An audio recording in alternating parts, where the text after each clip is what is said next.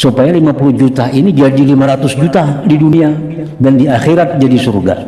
Itu hanya guru mursyid yang tahu kemana mestinya menggunakan duit itu. Amun disedekahkan kemana menyedekahkannya, amun dibangunkan ini bangunan apa yang paling bermanfaat. Nah, jangan sampai kita itu memberikan duit sekian banyak tapi dalam hati ada bercampur dengan hawa nafsu.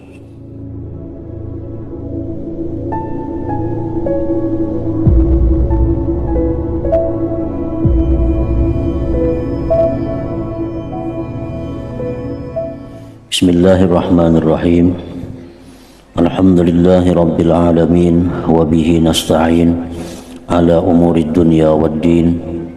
Wassalatu wassalamu ala asyrafil anbiya'i wal mursalin sayyidina Muhammadin wa ala alihi wa sahbihi ajma'in. Nasihat ke-16. Carilah guru yang mursyid. Nasihat Imam Al-Ghazali rahimahullah kepada anak murid beliau khususnya dan kepada kita seluruhnya. Wahai anakku yang tercinta, sayogianya bagi seseorang yang menjalani jalan akhirat itu bahwa ada baginya seorang guru yang mursyid, yang membimbing, artinya lagi pandai mendidik, supaya guru itu dapat menghilangkan daripadanya perangai-perangai yang jahat dengan didikannya. Lalu guru itu menggantikan di tempat perangai yang jahat tadi akan akhlak yang mulia.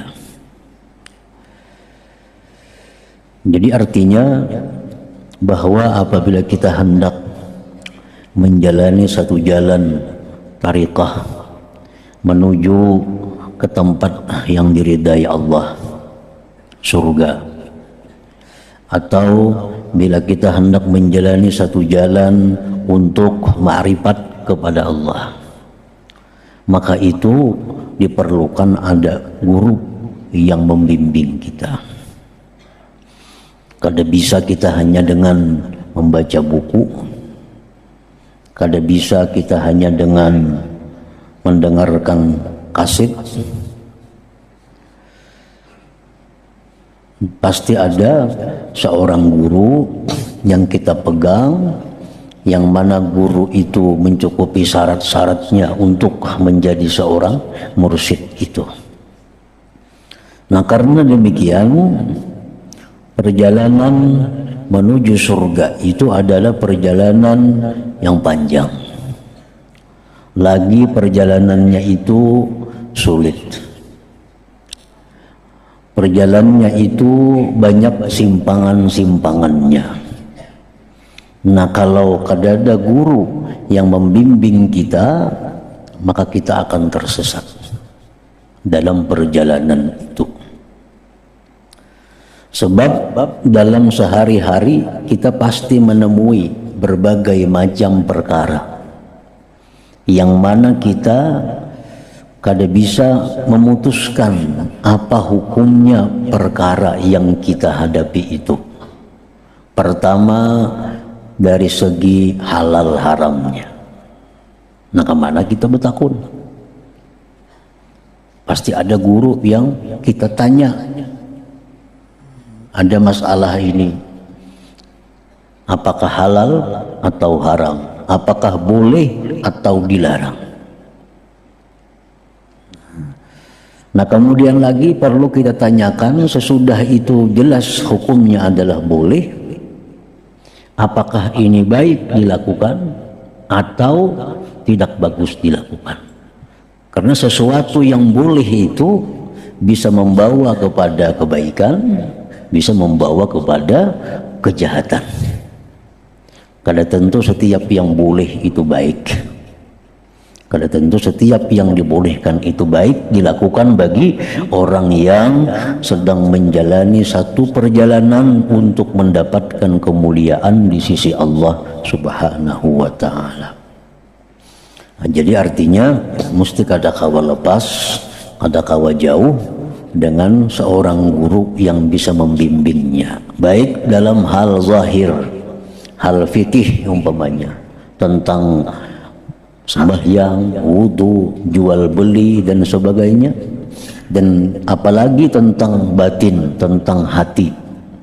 Nah, bagaimana caranya menghadapi demikian, apakah hati kita boleh demikian. Nah, itu perlu guru yang mengarahkan kepada kita.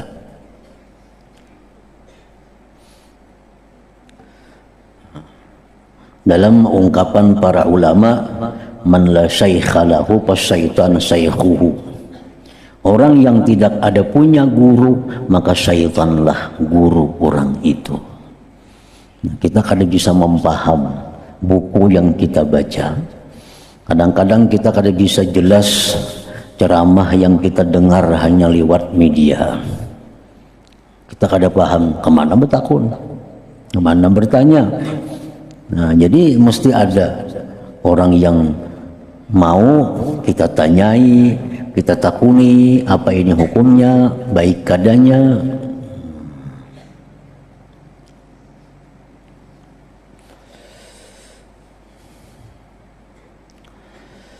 Lalu guru itu menggantikan di tempat perangai yang jahat tadi akan akhlak yang mulia.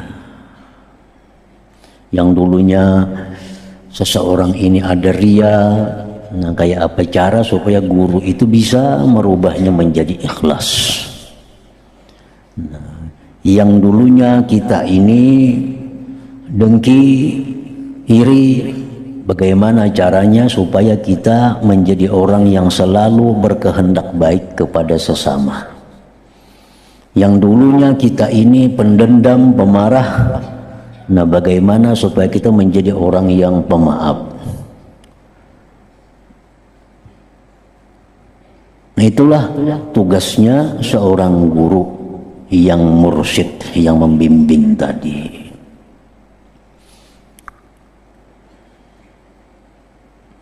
Imam Al-Ghazali mengatakan, apabila kita tidak menjumpai seorang guru yang membimbing kita, atau kita dapat cuma orang kada mau menerima kita, ada cara lain untuk membimbing kita ke jalan ma'rifat itu, yaitu dengan cara kita mengangkat kawan. Syaratnya kawan ini jujur, kawan ini sayang dengan kita. Kita angkat inya kawan dan kita minta kepadanya agar menegur aku, agar mengingatkan aku bila mana engkau melihat aku menyimpang dari jalan yang benar. Nah, itu cara yang kedua. Kalau kita kada dapat seorang guru, cari kawan yang baik, cari kawan yang jujur, yang sayang dengan kita.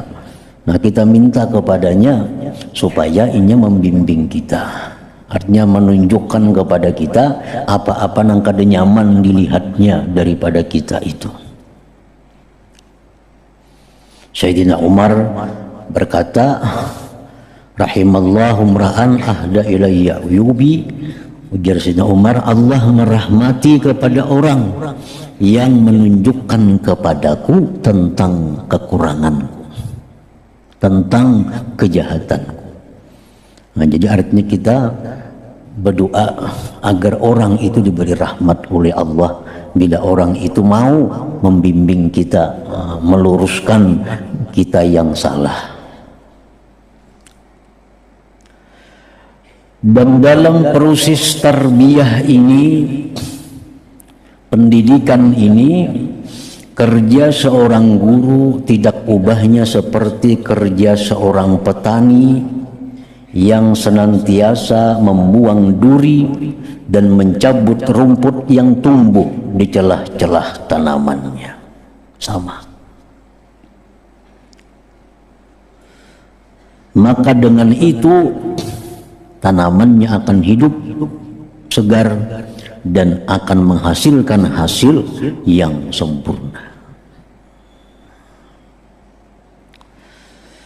Maka sayugia semestinya bagi murid yang hendak dapat kemuliaan di sisi Allah, yang berjalan ke negeri akhirat itu, ada seorang guru yang mentakdibkannya, mengajarkan adab baginya. Mengajarkan adab baginya dan menunjukkan kepadanya jalan Allah Ta'ala. Nah, perkara yang baik itu kadang-kadang banyak perkara yang baik, sedangkan kita ambil keseluruhan kita kadang mampu. Mana yang kita ambil itu guru yang tahu, kita kada tahu. Misalnya kita ada berisi duit 50 juta. Nah, 50 juta ini hendak digunakan kepada kebaikan. Banyak. 50 juta ini bisa dibawa umrah, bisa dibangunkan musalla atau masjid, bisa digunakan mengolah pesantren madrasah. Nah, 50 juta ini bisa ditukarakan pakaian, dibagi-bagi kepada orang yang perlu. 50 juta ini bisa duitnya ditukarakan baras, dibagi kepada orang-orang yang perlu baras. Banyak. Apa yang terbaik yang kita lakukan di antara sekian banyak kebaikan itu? Nah, kita kadang bisa milih kalau kita belum ma'rifat kepada Allah Subhanahu wa Ta'ala. Pilihan kita itu biasa bercampur dengan hawa nafsu. Nah, pilihan kita biasanya bercampur dengan hawa nafsu. Kita ingin duit 50 juta ini kita hadiahkan, kita sumbangkan, sehingga timbul kita sebagai orang yang penyumbang. Nah, barangkali kita enggan memberikan duit sekian banyak kepada orang yang memerlukan, tapi orangnya tersembunyi. Kalau kita berikan duit kepada inya, orang kada tahu. Nah, kita mungkin enggan. Nah, nafsu kita ini hendak bahwa duit itu kita beriakan, orang sealamanan tahu. Nah, jadi mana sekian banyak penggunaan itu yang mesti kita ambil. Nah, disitulah perlunya peran seorang guru yang mursyid itu, supaya duit 50 juta ini bujur-bujur bermanfaat bagi kita di dunia dan hasilnya ada di akhirat. Minta arahkan, ada duit 50 juta, sudah diniatakan duitnya hendak disosialkan, kabanan yang baik diunjuk. Itu mesti dirunding, jangan berunding lawan bini, luput. Bini kan tahu napa-napa, jangan berunding lawan kawan yang jahil. Nah, supaya duit 50 juta ini bermanfaat, berkembang, mesti dengan guru yang mursyid, supaya 50 juta ini jadi 500 juta di dunia dan di akhirat jadi surga. Itu hanya guru mursyid yang tahu kemana mestinya menggunakan duit itu. Amun disedekahkan, kemana menyedekahkannya. Amun dibangunkan ini, bangunan apa yang paling bermanfaat. Nah, jangan sampai kita itu memberikan duit sekian banyak, tapi dalam hati ada bercampur dengan hawa nafsu. Hawa nafsu. Namun kita bangunakan itu kelihatan bangunannya. Untuk kalau kelihatan, kayaknya lewat itu bangunanku. Kayaknya sambil lewat bangunanku. Nah, kisah pulang ke orang tuh aku yang bangun itu. Nah, kada jadi apa-apa, kayaknya hasilnya nih. Duit 50 juta kada jadi apa-apa hasilnya karena selalu diakui. Selalu diakui, kelihatan barangnya. Nah, coba kalau duit 50 juta kita habiskan, kada melihat lagi kita. Nah itu lebih baik, lebih diharapkan pahala di akhirat daripada yang demikian. Kecuali kita sudah sampai ke suatu makam ma'rifatullah, nah sudah bersih hati kita dari hal-hal duniawi, nah sudah tahu segala macamnya, nah ayo aja kita kada usah lagi minta pendapat kepada guru mursyid tentang penggunaan itu. Sembahyang misalnya, ulun guru wae umpamanya malam ini bangun sudah bila pukul 2 tuh bangun. Nah apa nang bagus ulun baca, apa nang bagus ulun gawi. Kan banyak nang bagus, baca Quran bagus, tahajud bagus, witir bagus, berselawat bagus, la ilaha illallah banyak nang bagus. Nah apa nang bagus untuk ulun ini. Nah itu guru yang mursyid yang menunjukkannya apa yang terbaik amalan bagi dia itu. Ini mungkin orang per orang kada sama. Menurut pengetahuan si guru tentang diri si A, oh jago hitam si A ini kalau jam bangun tuh bagus sudah selawat kita, selawat. Karena mungkin guru ini tahu bahwa orang ini kada tapi punya lawat, suruh guru berselawat. Nah, saya kong datang sama, ulun jam 2 bangun guru saya. Ngapa nang bagus dia malakan? Guru tahu orangnya paling kuliah sembahyang. Ya guru jam sembahyang jadi banyak dah.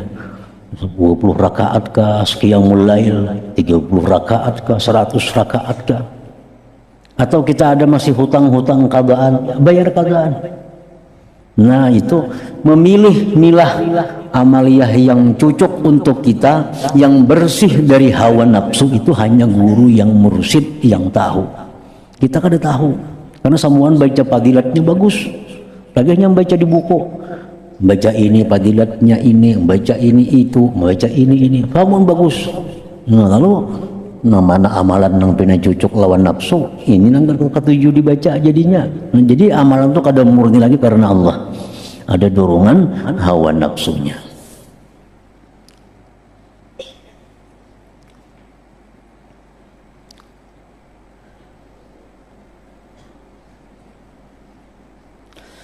Karena Allah Ta'ala telah mengutus segala rasulnya untuk menjadi pembimbing bagi sekalian hambanya.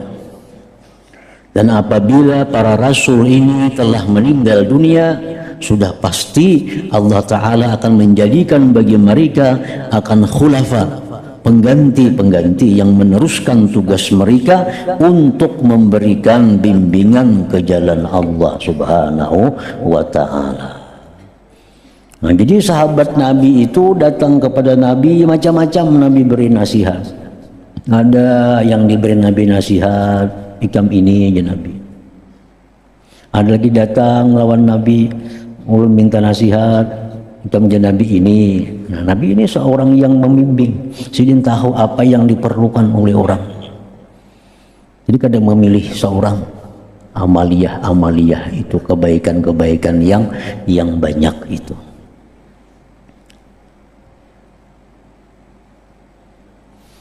Jadi kalau kita sudah punya ilmu fikih yang cukup, nah, ya mungkin kada perlu bertakun tentang halal haram, karena sudah tahu hukumnya. Ini halal, ini haram. Ini syubhat, ini bagus. Nah, tapi kalau urusan ini, nah ini hanya seorang yang khusus yang mengetahui apa-apa yang baik kita amalkan, yang bagus kita amalkan. Dan sifat-sifat seorang guru yang mursyid yang layak mengganti Rasulullah sallallahu alaihi wasallam itu ialah bahwa ia seorang yang benar-benar alim. Nah, orang yang jadi guru pembimbing ini orang yang benar-benar alim, yang benar-benar bisa mencukupi apa yang diperlukan oleh muridnya. Dia alim dalam masalah tauhid, sehingga kalau muridnya ini ada kesulitan dalam menghadapi hal ihwal ilmu tauhid, nah gurunya bisa mengarahkan. Si guru ini orangnya harus alim dalam bidang fikih. Nah, sehingga kalau murid ini menjumpai perkara-perkara yang sifatnya fikih, guru bisa mengarahkan tentang ilmu fikih. Dan guru ini mesti orangnya menguasai ilmu tasawuf, ilmu suluk. Nah, karena bila muridnya ini mengalami halangan-halangan tentang masalah tasawuf, gurunya bisa menjelaskan. Misalnya si murid orang tuanya atau dan sanatnya meninggal dunia, banyak bisi harta. Datanglah guru, nah guru, Abah Ulun meninggal, bertinggal harta sekian, bertinggal ini, kayak apa cara membagi warisnya. Nah bila guru ini kada bisa jadi ahli faraid, kada kawa jadi guru mursyid. Harus menguasai ilmu fikih, apapun yang dibutuhkan oleh murid, nah ini bisa mencukupi. Nah itu orang yang berhak disebut guru mursyid itu. Menguasai ilmu tauhidnya, fikihnya, dan tasawufnya. Tetapi bukan semua orang yang alim layak menjadi pengganti kepada Rasulullah Sallallahu Alaihi Wasallam. Jadi ada istilah kullu mursyid alim walaysa kullu alim mursyid. Nah, setiap orang yang mursyid itu pasti alim, dan bukanlah setiap orang yang alim itu bisa menjadi seorang mursyid, seorang pembimbing itu. Kayak manusia-manusia yang diberi Allah wahyu terbagi dua. Ada yang hanya untuk dirinya sendiri, nabi. Itu kada diberi Tuhan tugas membimbing manusia. Alim, tapi ini untuk dirinya. Ada manusia khusus yang diberi Allah wahyu untuk dirinya sekaligus untuk umat Rasul. Ada alim juga kedua-duanya. Jadi setiap nabi belum tentu rasul, setiap rasul itu pasti nabi. Pasti nabi. Nah demikian setiap orang yang alim belum tentu dia mursyid, bisa membimbing. Nah, setiap orang yang bisa membimbing itu pasti alim. Pasti alim.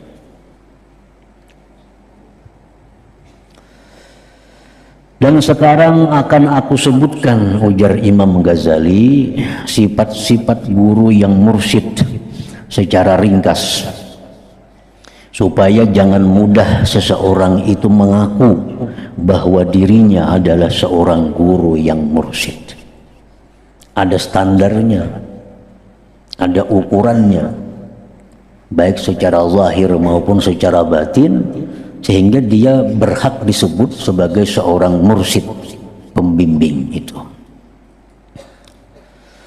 Pertama, seorang guru,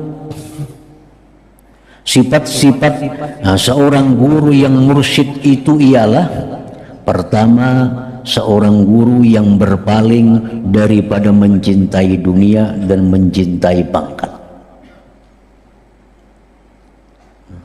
Jadi seorang guru mursyid ini dia harus orang yang cinta akhirat. Kalau ingin mencintai dunia, kayak hendak membimbing orang supaya jangan mencintai dunia. Nah, jadi seorang guru yang mursyid ini adalah motivasinya adalah akhirat. Akhirat.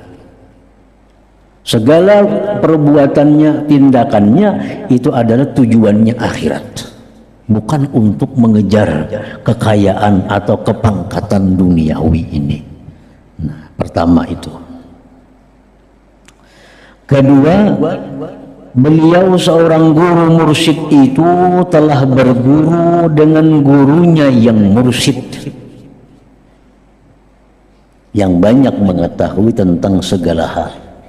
Jadi seorang guru yang mursyid, pembimbing ini, dia harus mesti pernah jadi seorang murid dari seorang guru yang mursyid.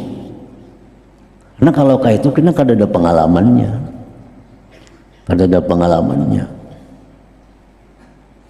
Jadi seorang guru yang mursyid itu, kalau kita hendak berguru lawan sidin itu, kita harus tahu siapa garang guru sidin itu dulu, siapa garang pembimbing sidin itu dulu. Karena kadang mungkin seorang bisa jadi guru yang membimbing kalau dia belum pernah dulunya dibimbing oleh seseorang guru yang mursyid itu. Nah, kalau kita hendak berpegang dengan seseorang guru yang mengurus rohani kita mesti tahu guru itu siapa. Garang dulu gurunya. Siapa dulu mursyid sidin itu siapa?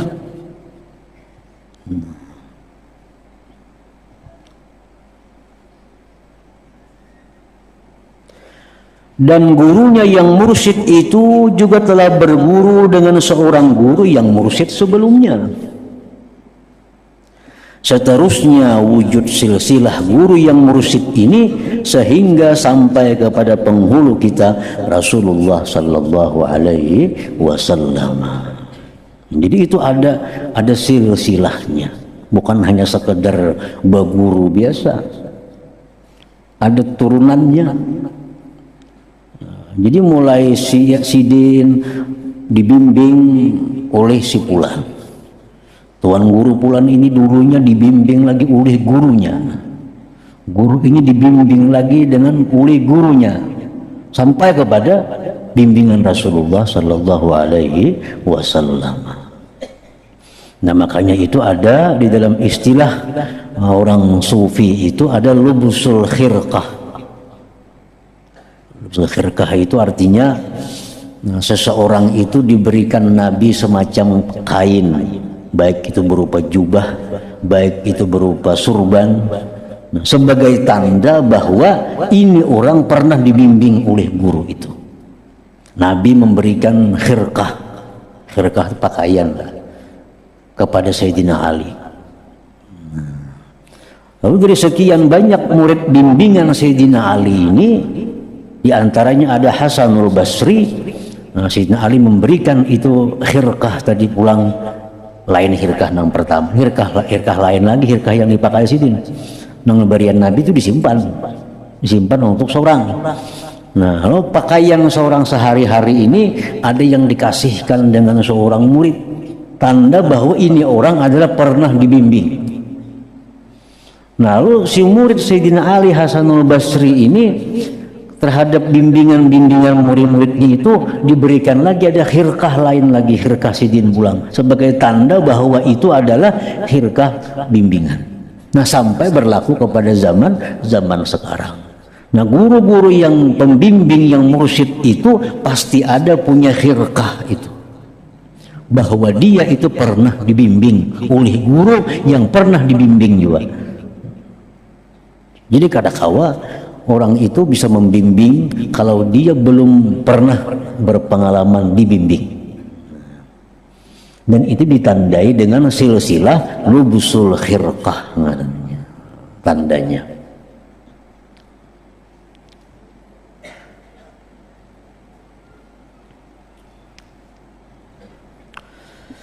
Ketiga, sifat-sifatnya seorang mursyid tadi. Jadi kita harus tahu bujur,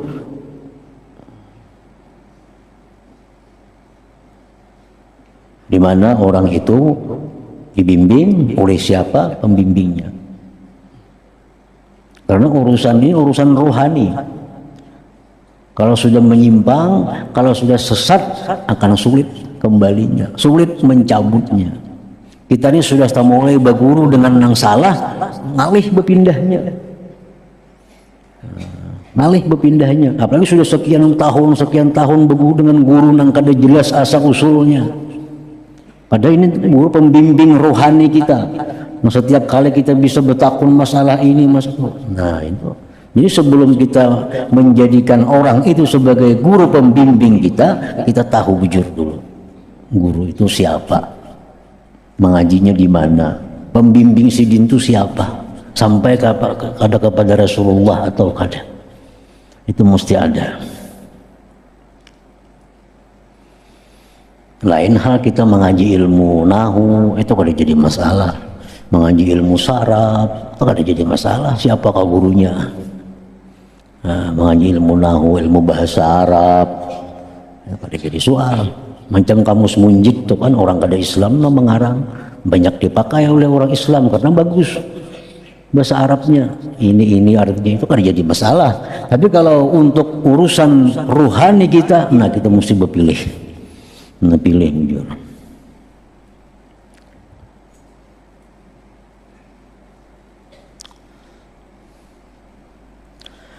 Ketiga, beliau seorang guru yang mursyid, yang pembimbing itu ialah seorang guru yang benar-benar telah berjaya dalam mendidik dirinya dengan menyedikitkan makan, sedikit bercakap-cakap, sedikit tidur, dan banyak bersembahyang, banyak bersedekah, dan juga banyak berpuasa. Artinya ini dalam sejarah, dalam sepengetahuan kita, bahwa guru yang akan kita belajar kepadanya itu, di samping tadi sudah ada dua, nah lagi orangnya itu, gurunya itu makannya sedikit, pandirnya sedikit, guringnya sedikit, sembahyangnya banyak, sedekahnya banyak, ibadahnya banyak. Keempat, beliau dengan sebab berguru dengan gurunya yang mursyid tadi telah mampu menjadikan akhlak yang mulia sebagai cara hidupnya, seperti sabar. Nah, seorang guru yang mursyid itu mesti sabar, mesti sabar, mampu menahan diri. Misal disakiti orang, ya kada membalas. Dihina orang, kada membalas. Itu tanda bahwa dia pernah dibimbing. Karena waktu dalam bimbingan itu memang dilatih supaya jadi orang sabar. Dilatih oleh gurunya supaya jadi orang sabar. Sembahyang, syukur, tawakal, yakin, qanaah, merasa cukup dengan yang ada, tenang jiwa, penyantun, tawadhu, banyak ilmu, benar, malu, menyempurnakan janji, tenang pendirian, tenang pembawaan, berhati-hati dalam segala urusan, dan sebagainya. Dan apabila ia telah bersifat dengan sifat yang mulia ini, maka sebenarnya ia adalah guru yang mursyid tadi, nur daripada anwar, daripada cahaya-cahaya Nabi Muhammad sallallahu alaihi wasallam yang layak untuk diikuti. Layak itu diikuti berarti layak diikuti. Tetapi kewujudan guru yang mempunyai sifat-sifat ini sangat jarang sekali. Lebih sukar wujudnya daripada al-kibritul ahmar, belirang yang merah. Nah, guru-guru yang bisa membimbing tadi artinya jarang didapat, sulit dicari, sulit ditemui, sulit dihubungi. Dan siapa yang telah mendapat karunia yang baik, lalu ia bertemu dengan syekh guru yang mursyid pembimbing ini, dan pihak syekh, pihak guru pula bersedia untuk membimbingnya, maka hendaklah ia benar-benar menjaga adab-adab terhadapnya, sama ada yang zahir atau yang batin. Nah, bila sudah kita bertemu dengan guru yang punya sifat-sifat seperti tadi, nah, lalu Sidin Hakun menerima kita sebagai murid Sidin, maka peganglah itu dan beradablah dengan guru tadi dengan adab baik zahir maupun batin.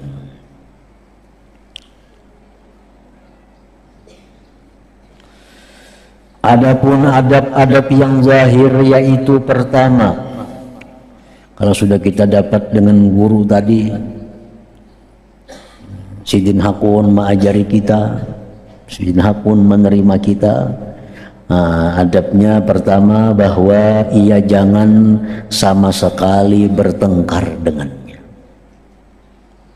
Jangan mahu wali lawan guru artinya. Dan jangan pula suka berhujah melawannya. Pada apa jua masalah, walaupun ia mengetahui salah pada zahir. Jadi kalau sudah bertemu dengan guru seperti itu, jangan sekali-kali kita mengkritik dengan guru itu. walaupun secara zahir pengetahuan kita salah apa yang dilakukan atau dikatakan oleh guru itu. Nah, hanya ada dua cara menghadapi demikian. Kalau kita sudah dapat seorang guru yang bagus tadi, yang sudah bertitel mursyid tadi, kita diterima belajar di situ. Nah, adab kita yang pertama, jangan sampai mengeritik apa yang sidin ucapkan, apa yang sidin lakukan, walaupun menurut kita kada cocok. Kalau nya kada bisa itu, kada bisa taslim ngarannya. Ini sudah meyakikatkan bahwa apa yang dilakukan oleh guruku itu pasti ada dasar hukumnya. Aku belum tahu. Kada perlu mengeritik. Nah, pas dia nangka itu, maka dilarang dalam agama. Kita mungkin sedikit ilmunya, kada seluas ilmu sidin. Nah, pertama taslim, serahkan. Sidin manggaman itu sidin tahu aja ilmunya, pasti ada ilmunya. Nah, kalau kada kawa demikian, betakun. Takunakan lawan sidin.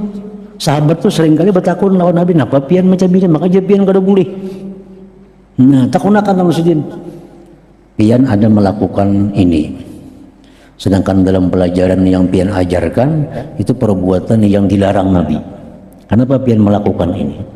Nah, lebih baik itu daripada mengeritik di hati. Kenapa sih madakan haram, tapi siangnya menggawi? Nah, itu mengeritik ngarannya. Ini sudah diputus hubungannya dengan guru secara hakikat dari Allah Subhanahu wa Ta'ala. Kalau kita mengeritik dalam hati kita demikian, kenapa sih dia kayak itu semalam madakan haram, sekali sih menggawi? Nah, itu mengeritik. Nah, sejak itu kita diputus hubungan silsilah ilmu daripada guru itu. Hanya ada dua, satu kita pasrah, pasti sih ada ilmunya, pasti sih ada alasannya yang benar. Kalau kada kawa juga, datangi sidinnya, betakun buju-buju, supaya jelas, supaya mengerti. Nah, kayak Nabi Ibrahim lawan Tuhan. Biar Nabi Ibrahim, ya Rabbi arini kaifa tuhyil mauta. Wahai Tuhan, perlihatkan kepadaku bagaimana engkau itu bisa menghidupkan yang sudah mati. Nah, ini Quran nih. Nabi Ibrahim bertanya lawan Tuhan, perlihatkan wahai Tuhan bagaimana engkau bisa menghidupkan yang mati. Ibrahim, Tuhan menjawab, awalam tu'min, apakah engkau tidak percaya hai Ibrahim bahwa aku bisa menghidupkan yang mati? Jadi Ibrahim bukan kada percaya, tapi liyatma'inna qalbi, agar hatiku tentram. Agar hatiku tentram, bagaimana engkau bisa menghidupkan yang sudah mati itu? Disuruh Tuhan cancang burung, lani-lanik mencancang. Akhirnya Tuhan dengan kun, jadilah itu burung kembali burung. Nah, hanya tenang Nabi Ibrahim. Nah, demikian pula seorang murid itu, kalau hatinya kada tentram melihat gurunya berbuat hal-hal yang dilarang menurut pengetahuan si murid, nah takunakan lawan si bin. Kenapa pian manggawi ini? Supaya hati ulun tenang. Nah, kenapa ada kapian dalilnya atau apa hukumnya? Nah, itu kena jawaban guru macam-macam. Bisa guru itu menjawab dalilnya, ajar guru ini dalilnya. Bisa aja guru kan mengaji terus kita dapat saja ilmunya, bisa juga kan itu. Kemudian hampir mengaji terus dia guru, karena kan bertamu ini dalil apa nanggo gawe itu pada kada salah. Nah, itu kena jawaban guru kada jauh di antara yang demikian itu.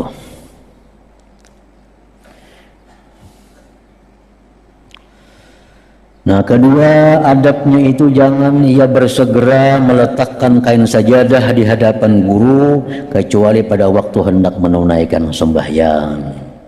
Dan apabila ia telah selesai sembahyang, dan hendaklah ia segera mengangkatnya. Jadi misalnya kita seorang murid nih, sembahyang masih lawas lagi, sudah mengunjuk sajadah lawan guru, untuk ada adab merenya.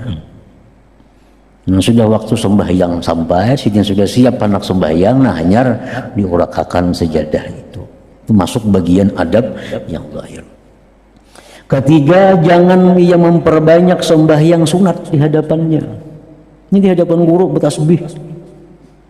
Itu kan ada adab ngarannya. Di hadapan guru itu yang paling baik dua. Satu, mendengarkan apa jar guru, nang kado betakun apa nang kada paham. Jangan bertasbih di hadapan guru. Itu kan ada adab ngarannya. Padahal baik aja bertasbih kalau berzikir bagus. Kalau di hadapan guru itu kan ada adab. Di hadapan guru yang paling baik, satu, mendengarkan apa nang jasidin, nang kado betakun apa nang seorang kada paham. Itu lebih mulia daripada sembahyang sunat di hadapan sidin, daripada bertasbih. Itu tanda kada beradab ngarannya. Nah, keempat, hendaklah ia mengamalkan apa-apa yang disuruh oleh gurunya dengan kadar kemampuannya. Adapun adab-adab yang batin pula, yaitu pertama, segala sesuatu yang ia dengar daripada gurunya dan telah diterimanya pada zahir, maka jangan sekali-kali ia mengingkarinya pada batinnya. Jangan pada perbuatan dan jangan pula pada perkataan, supaya ia terselamat daripada tanda orang yang munafik. Ini secara zahir, napa nang jaguru hakun aja, cuma hati menolak. Nah, itu juga orang munafik ngarannya. Itu sudah kehilangan adab batin, sudah kehilangan adab batin. Disuruh guru gawi ini, gawi ya, tapi hati kada tujuan ini. Nah, itu sudah munafik ngarannya dengan gurunya.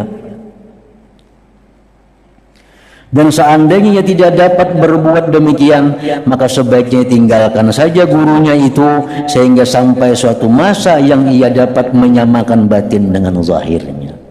Namun kada sanggup kayak tadi, baik berjauh aja dulu. Yang beparat guru dulu berjauh. Sudah siap kena masanya, nah hanyar beparat. Kedua, hendaklah ia menjauhi daripada bersahabat dengan orang yang jahat, supaya ia dapat mengusungkan lembaran hatinya daripada segala perhubungan dan pengaruh syaitan manusia. Maka dengan itu akan suci hatinya daripada kekuturan syaitan, dan walau bagaimanapun ia mesti memilih kefakiran daripada kekayaannya. Nah, seorang murid itu orang yang banyak diberikan tugas-tugas oleh gurunya. Nah, sehingga apapun yang diperintahkan oleh gurunya untuk kebaikan dirinya, itu mesti dia tinggalkan. Walaupun itu merugikan dalam segi duniawinya. Walaupun merugikan dalam segi duniawinya. Karena itu perintah guru, tinggalkan. Nah, mesti ditinggalkan. Kalau sudah kita mempunyai guru yang membimbing itu. Nah, kemudian nasihat ke-17, intisari ilmu tasawuf.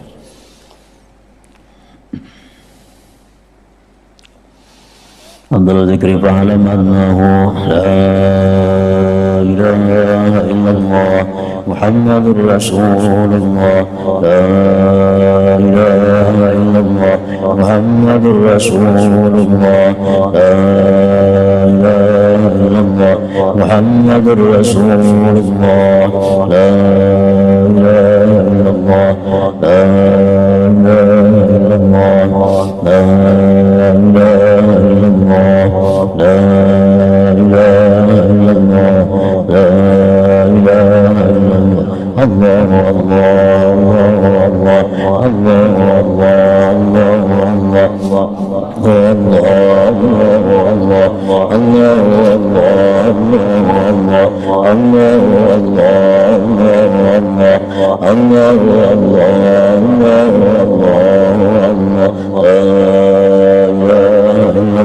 Muhammadur Rasulullah, la ilaha illallah Muhammadur Rasulullah, la ilaha illallah Muhammadur Rasulullah, la ilaha illallah. Al-Fatihah. Bismillahirrahmanirrahim.